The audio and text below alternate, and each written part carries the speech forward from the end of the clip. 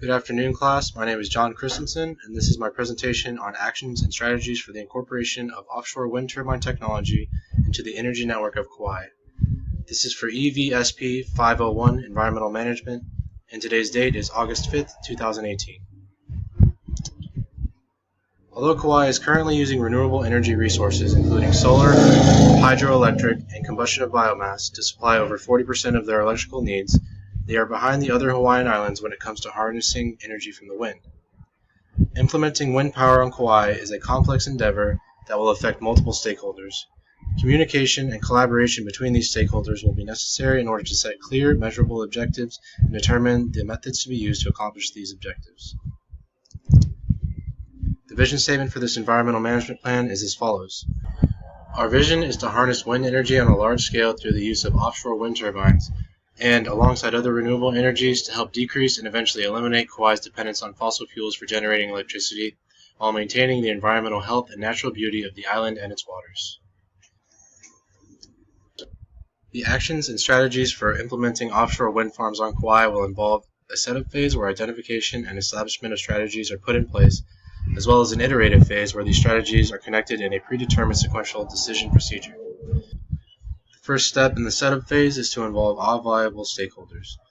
For this particular environmental management plan, the stakeholders include the Kauai Island Utility Cooperative Board of Directors, the Kauai County Council, the Department of Hawaiian Homeland's Land Development Division, Federal National Environmental Policy Act representatives, representatives from the NOAA National Marine Sanctuaries Department, and local fishermen. Through communication and sharing of knowledge, these stakeholders will make decisions as to the specific goals and objectives of the EMP. The goal that will likely be established by stakeholders is the utilization of turbines for harnessing wind energy, while at the same time having minimal negative impacts on marine life and human activities. The ideal location of turbines will have to be decided upon by stakeholders. It will be important that consideration is given to the effects on marine life, including humpback whales, which have a sanctuary located off the coast of Kauai. In addition, local fishermen will provide insight into the effects of turbine location on common fishing areas and potential navigation hindrances. An objective related to this is the establishment of baseline data for potential turbine locations so that impacts can be observed through comparison of pre- and post-construction conditions of species populations. Analyzing post-construction conditions utilizing a small-scale test site with 1 or 2 turbines to monitor population-level data would provide insight into potential negative and positive impacts. The type of turbine that would be most effective for the seafloor conditions of potential construction sites will also have to be determined. The depth of possible test sites will play a large role in what type of turbine is utilized, and due to the waters off the coast of Kauai being characteristic of high levels of depth, a floating turbine design will likely be the best choice. Turbines in this category have the ability to reach up to 300 meters of depth and include tension leg platform, semi-submersible, and spar buoy turbines. Each type of turbine will have different effects on marine life, and installing each variation at test sites will allow these effects to be observed. Also, a factor in which type of floating turbine should be utilized is the reaction of each design to wave behavior. Particular attention should be paid to the semi-submersible design with the watertight ballast affixed below. The ballast has the effect of lowering the turbine center of gravity, which improves motion performance. Additionally, a design with improved roll, pitch, and heave motion will help avert wave energy that might damage or disrupt turbines. The iterative phase involves alternatives to established management techniques, which are key to this EMP, as there is uncertainty related to the most ideal location of turbines, as well as the type of turbine that would be most effective.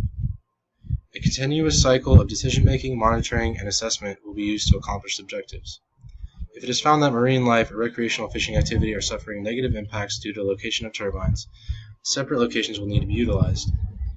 The first potential site will be at 22 degrees, 10 minutes, 10 seconds north, 159 degrees, 16 minutes, 15 seconds west, which is off the northeast coast of Kauai and has a depth of 250 meters.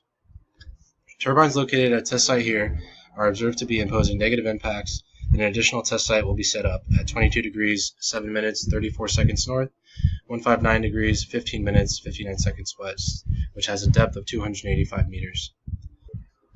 Both of these sites are located a substantial distance from the whale sanctuary on Kauai's north shore.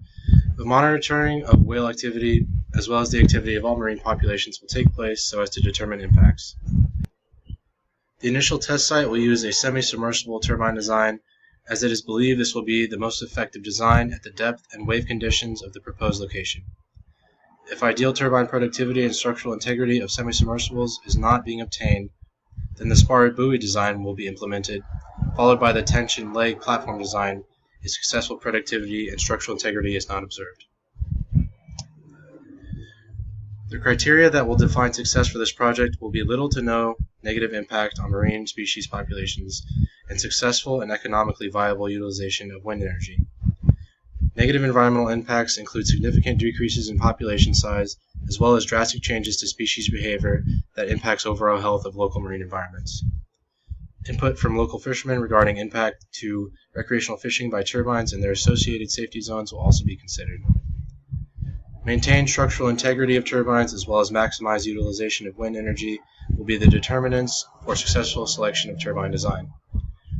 Selection of a design that most efficiently harnesses wind energy as much as possible will define if success has been achieved. Structural integrity of the turbines is imperative to minimizing maintenance costs and ensuring that they last through their entire service life. Financial feasibility is also of importance when deciding on which turbine should be used, as there will be a fixed budget for this project. And maximization of turbine quality while minimizing costs will define success. Here are the references that were used for this presentation. That concludes my presentation. Thank you for your time.